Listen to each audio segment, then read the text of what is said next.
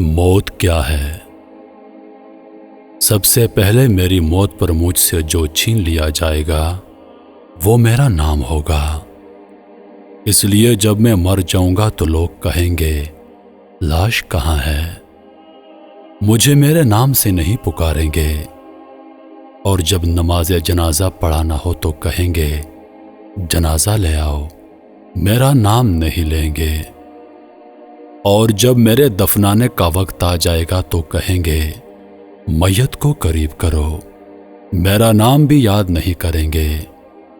اس وقت نہ میرا نسب نہ میرا قبیلہ میرے کام آئے گا، نہ میرا منصب اور نہ ہی میری شہرت۔ کتنی فانی اور دھوکے کی ہے یہ دنیا جس کی طرف ہم لپکتے ہیں۔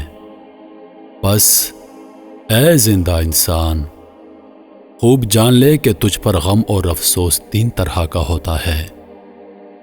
ایک، جو لوگ تجھے سرسری طور پر جانتے ہیں وہ مسکین کہہ کر غم کا اظہار کریں گے۔ دو، تیرے دوست چند گھنٹے یا چند روز تیرا غم کریں گے اور پھر اپنی اپنی باتوں اور ہنسی مذاق میں مشغول ہو جائیں گے۔ تین، زیادہ سے زیادہ گہرا غم تمہارے گھر میں ہوگا، تیرے اہل و عیال کو ہوگا، جو کہ ہفتہ، 2 ہفتے، 2 مہینے یا زیادہ سے زیادہ 1 سال تک کا ہوگا۔ اس کے بعد وہ تجھے یادوں کے پنوں میں رکھ دیں گے۔ لوگوں کے درمیان تیرا قصہ ختم ہو جائے گا اور تیرا حقیقی سفر شروع ہو جائے گا، وہ ہے آخرت کا سفر۔ تجھ سے چھین جائے گا تیرا جمال، مال، صحت، اولاد، جدا ہو جائیں گے تجھ سے مکان و محلات، بیوی، غرض ساری دنیا۔ تیرے پاس کچھ بھی باقی نہیں ہوگا سوائے تیرے اعمال کے۔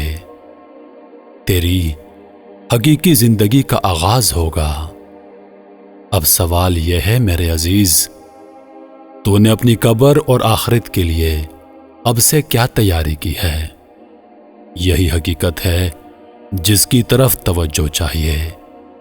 اس کے لیے تجھے چاہیے کہ تو اہتمام کرے فرائض کا، نوافل کا، پوشیدہ صدقہ اور صدقہ جاریہ کا، نیک کاموں کا، رات کی نمازوں کا، شاید کہ تو نجات پا سکے۔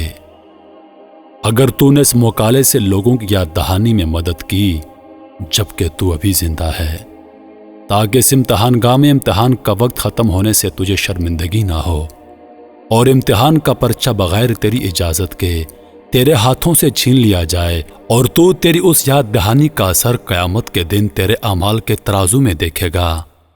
اور یاد دہانی کرتے رہیے، بے شک یاد دہانی مومنوں کو نفع دے گا۔ میت صدقہ کو ترجیح دیتی ہے اگر وہ دنیا میں واپس لوٹا دی جائے، جیسا کہ قرآن پاک میں ہے، اے رب، اگر مجھے تھوڑی دیر کے لیے واپس دنیا میں لوٹا دے تو میں صدقہ کروں اور نیکوں میں شامل ہو جاؤں۔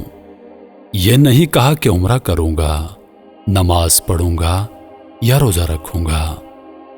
علماء نے کہا ہے میت صدقہ کی تمنا اس لیے کرے گی کیونکہ وہ مرنے کے بعد اس کا عظیم ثواب اپنی آنکھوں سے دیکھے گا۔ اس لیے میرے عزیز، کثرت سے صدقہ کیا کرو، بے شک مومن قیامت کے دن اپنے صدقے کے سائے میں ہوگا۔